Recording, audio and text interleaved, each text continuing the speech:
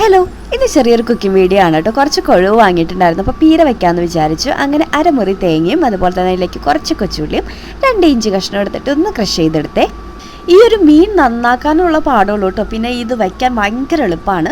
അതിനുശേഷം നമ്മൾ എന്താ ചെയ്യുക, ഒരു 2 തണ്ട് കറിവേപ്പിലും മഞ്ഞൾപ്പൊടിയും ഉപ്പും കുറച്ച് വെളിച്ചെണ്ണയും ഒഴിച്ചിട്ട് നന്നായിട്ടൊന്ന് തിരുമിയെടുക്കുക കേട്ടോ. എന്നിട്ട് നമ്മളിത് അടുപ്പിലേക്ക് വയ്ക്കുന്നതിന് മുന്നേ നിങ്ങൾക്ക് കാന്താരിമുളകോ പച്ചമുളകോ ആഡ് ചെയ്യാം. ഞാനത് മറന്നുപോയി. എന്നിട്ട് അടുപ്പിലേക്ക് വെച്ച് മൂടിയതിന് ശേഷം ആട്ടോ ഇടുന്നത്. അപ്പോൾ നിങ്ങൾ മറക്കാതിരിക്കാൻ മുൻകൂട്ടി ചെയ്യുക. പിന്നെ ഇതാ നമ്മൾ കുറച്ച് കുടംപുളി വെള്ളം ഇച്ചിരി മതി കേട്ടോ, അല്ലെങ്കിൽ ഉടഞ്ഞു പോവും. പിന്നെ വെള്ളം ഇറങ്ങും ഓൾറെഡി നമ്മൾ ഫിഷിൽ നിന്ന്. അപ്പോൾ ഒരു 15 മിനിറ്റ് മൂടി വെച്ചു. അങ്ങനെ അതാ വെള്ളം ഇറങ്ങി.